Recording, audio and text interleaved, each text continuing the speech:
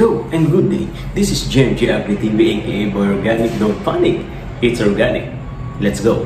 Masantos siya kabasan si kayo amin dito sa Pangasinan. So yun, magandang umaga po sa ating lahat mga kasaksid. So for today's video mga kasaksid ay babanggitin ko po sa inyo ang kailangan at dapat nyong gawin no, pag gagamit po kayo ng abundant harvest. Lalo po ngayon sa mga magpapali ngayon at sa mga magtatanim na po for second cropping. So bago pagkabili nyo po ng abundant harvest, no, dapat kailangan huwag nyo po muna siyang isi-shake. No? At kasi pag sinishake nyo siya, lumulobo po siya at grabe nagre-react yung mga good bacteria niya. At the same time po, pag nakabili na po kayo ng abundant harvest, ilagay nyo lang po siya sa silong, yung hindi po naiinitan po para sa ating mga kasaksid, para po hindi mag-react ang ating good bacteria sa loob. At pag gagamitin nyo naman po siya, kailangan po hugasan nyo po ang inyong knapsack sprayer ng may sabon o kaya kumukulong tubig kung pinagamitan nyo po ito ng chemical. Okay, para po ma-sterilize yung ating knapsack sprayer at paggagamitan natin ng ating abundant harvest. Pero po pag yung inyong mga knapsack naman meron kayong pang organic at meron po kayong pang chemical, yung pang organic kahit hindi nyo na po siya lagyan o hugasan ng mainit na tubig o kaya may sabon dahil ito yung pang organic. Pero sa mga wala naman po, ayan, gawin nyo po yun. After po nun yung mga gagamitin po natin na tubig, dapat po is walang chlorine. Okay? Dapat po walang chlorine. At the same time po, nasa poso siya. O kaya may poso kayo, may kali o sa ilog. Kung sa naman, sa umaagos naman dun sa palayan natin, ang pagkuha nyo po pailalim. Huwag po sa ibabaw dahil kung may nag-spray ng chemical sa ibang parte, sayang naman po makukuha nyo yung chemical na yun. Kaya dapat po pailalim. At the same time po, yung ating abundant harvest, pag gagamitin niyo po siya, wala po siyang expiration date. Kung may natiraman po kayo, pwede niyo po siyang itakpan, okay?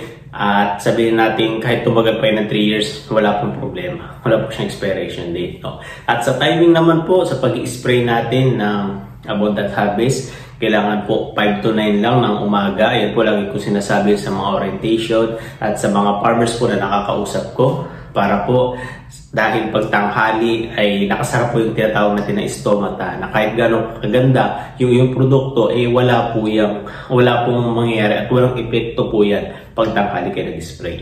Kaya sa umaga, 5 to 9 lang po, sa hapon, 4 to 6 naman po.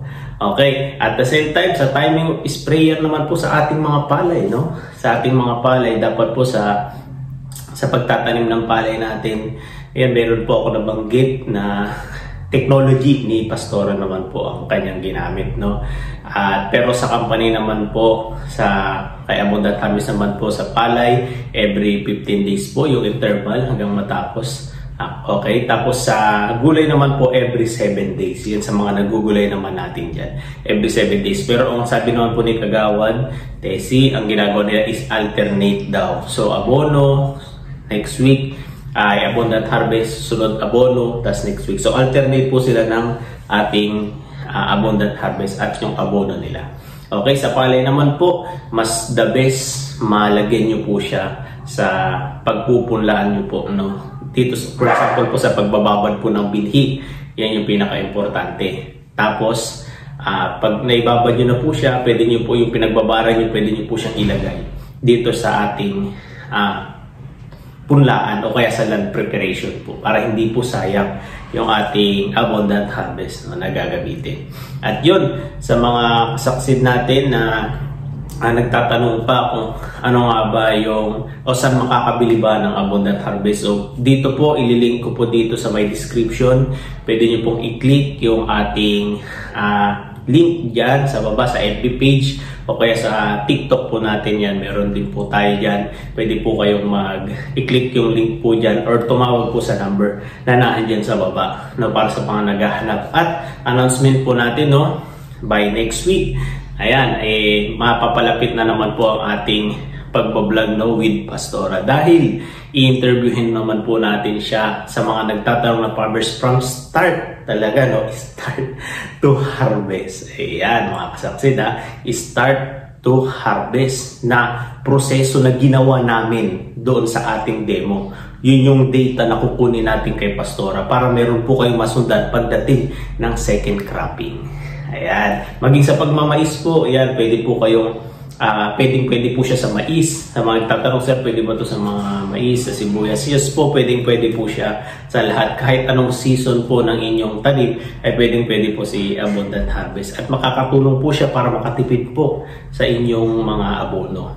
Ayan. Pero po, para sa mga sasama at mag-game at talagang papasok dito po sa ating sistema na ka-succeed method, no, itong darating na second cropping. So pinaka-recommendation po namin sa inyo na maganda magpa-soil analysis po kayo. Yun po yung nandyan sa video, nandito sa link din sa baba yung video natin sa soil analysis. Kasi po pag nagpa-soil analysis po kayo, yan po yung parang buksingero ka na pag hindi ka nagpa-soil analysis, wala kang tinatawan, parang sumusuntok ka sa hangin, 'di ba? For example po, sa isang hektarya nyo, bumili ka ng 10 kaban o 10 bag ng abono, 'di ba? Nung nagpa-soil analysis ka pala, kailangan lang pala niya is 2 bag lang pala ng abono ang kailangan mo. Kaya napakalaking tipid po 'yun, no? Unting lang siya, unting effort lang. Lapit lang po kayo sa nagtatanong po, lapit lang po kayo dito sa Mau. Ayan, malapit sa inyo, lalo dito sa Pangasinan. Kahit sa ibang lugar po, magtanong po kayo kung saan pwede magpa-soil analysis. Kasi yun po yung kailangan po ng tanim ninyo. At the same time, pag nagawa nyo na po yun, ayan, mag-message po kayo sa atin dito sa JMG Agri TV na page para may assist ko po kayo kung ano po yung mga ginawa ni Pastora na diskarte o kaya technology from start to harvest. Kasi yung ginawa natin ng main cropping, pwede rin daw natin gawin itong second cropping. Mas maganda daw yun, mas lalaki yung ani. Kaya sa mga farmers po dyan na gustong sumubok ng bagong technology, ayan, bagong method with Pastora, ayan, ito, simulan na natin. No? Itong darating na second cropping, ayan, mag-message po kayo sa atin. Tapos gagawin po natin yan. Ang goal po natin dito, makaani po tayo ng maganda. Lumaki ang ani po natin, tumaas ng tumaas. Yan po yung goal po natin, no? At babantayan po natin yan.